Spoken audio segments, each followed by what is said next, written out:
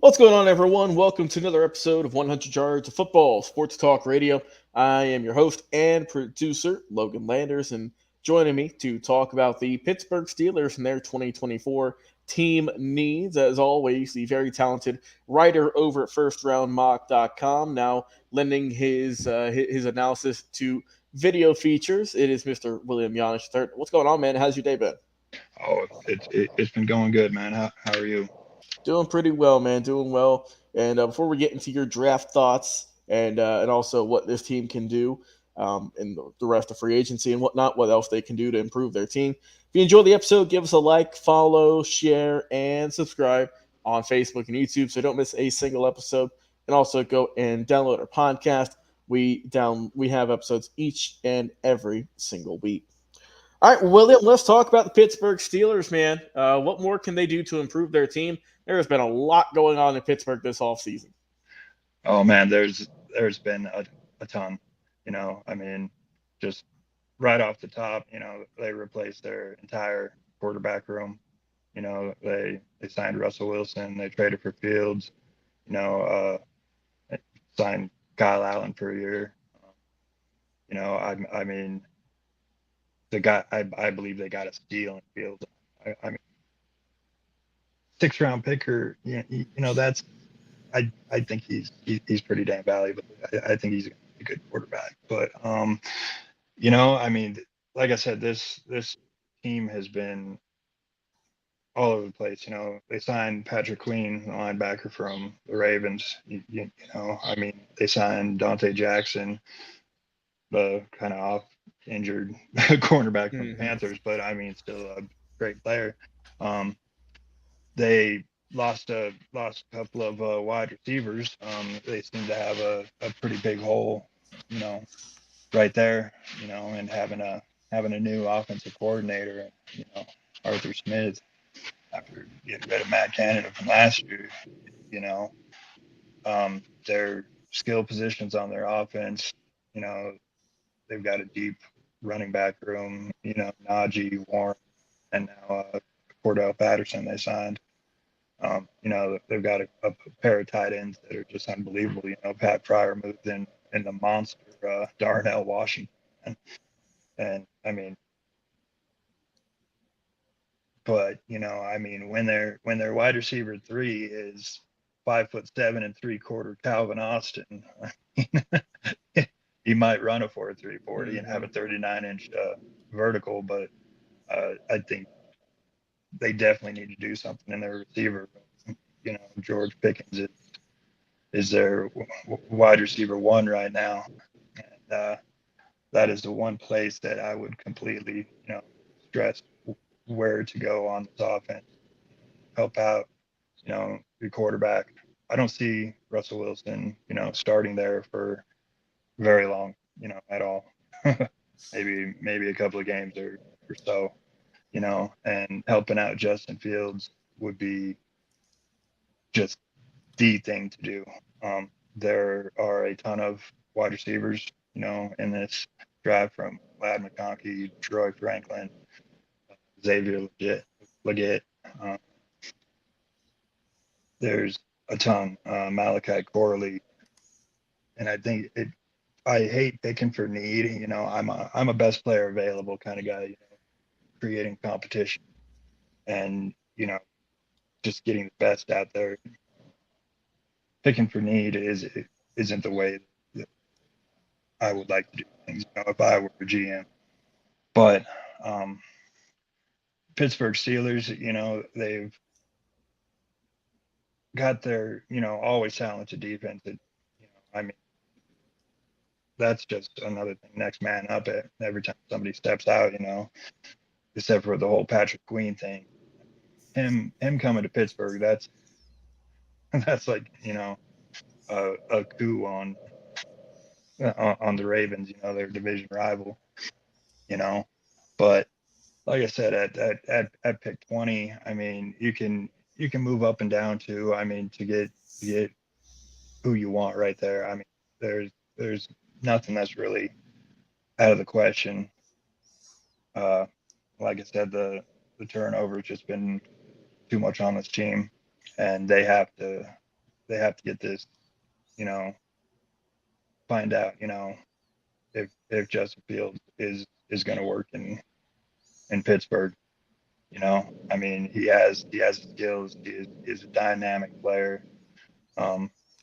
Russell Wilson, he's just stopgap. I can sort of behind maybe a mentor for Fields, but other than that, their picks just that they need to do, what the Pittsburgh Steelers do and come back to, being relevant. Um, you know, even if it is, picking up an edge rusher or something like that, like Latu or that I mentioned on the last episode. But other than that, they're doing a good job, and at pick 20, that's exactly what I would do. I would probably pick the larger Xavier Leggett. He's 6'1", 221, got a 39-inch vertical, and 4.39 40. That's fast. That little guy Calvin Austin that I was mentioning. And I mean that would just be something for Fields. After having Pickens on the field, and they really have to get a pair of receivers here to do anything with find somebody in the slot. But other than that, man, that's about what I got.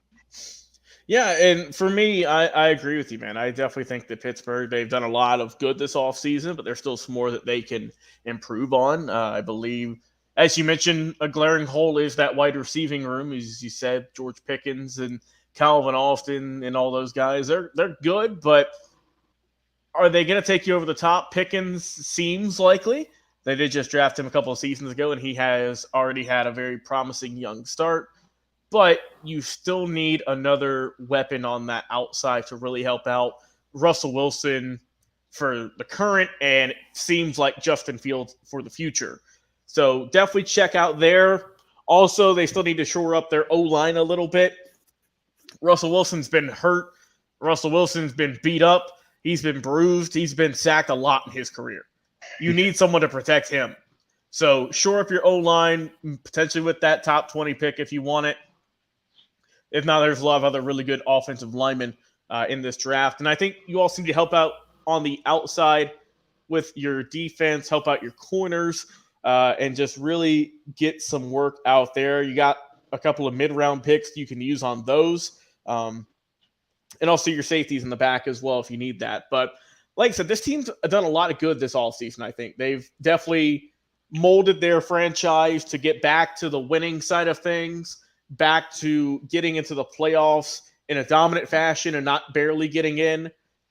This is a solid team that is building a good foundation, obviously with a very good head coach and Mike Tomlin leading the charge, and now with a brand new quarterback room. Hopefully the fans and the rest of the players in that locker room are revitalized. So I expect Pittsburgh to maybe make a pretty big splash this upcoming year. It remains to be seen, but I'm also excited to see what route they're going to go with in the upcoming 2024 NFL Draft.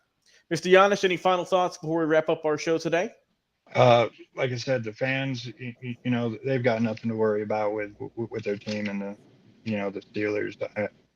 They just keep on, doing what Pittsburgh does, and they'll get there. They'll get back to competing. Replacing a quarterback like Roethlisberger isn't exactly, that doesn't happen every day. But I mean, they are on the right track now. This team has a chance to compete. Yes, sir. Yes, they do. And we will see if Pittsburgh can compete this upcoming season. Well, as always, Mr. William Yanish III, thank you so much, man, for coming on today and breaking down what we think the Steelers need to do to get back in the winning circle and bring back some more Lombardi trophies to the Steel City. I appreciate it always, man. And if you guys enjoyed this content, be sure to give us a like, a follow, a share, and also subscribe on social media. You can check us out there each and every single week, Facebook and YouTube. And also go and download our podcast, available every single week as well. on all major podcast streaming platforms. Well, as I mentioned, for Mr. William Yanish, I've been your host and producer, Logan Landers. Guys, if you enjoyed the video, be sure to go and get some draft notes ready, get your snacks, because we have our live draft special coming up in just a few short weeks, 7:30 p.m. rather, Eastern Standard Time is the kickoff we're going to be having for that. It's going to be live April 25th. We're going to do some pre-show analysis, and then once the draft kicks off, we'll be giving our live immediate reactions and thoughts with you, our fans. So come in there and join us and join in on the fun. But until next time, yes, there you go, right there. We also in the house. and we got one comment here from Mr. Wade Turner. Said, "Let's go Steelers! Let's go Steelers! All the way to the AFC North title." There you go, man. Wade, I appreciate it, man. We'll see what happens with the Steelers. We got some high hopes for them. But until next time, we'll talk to you guys on another.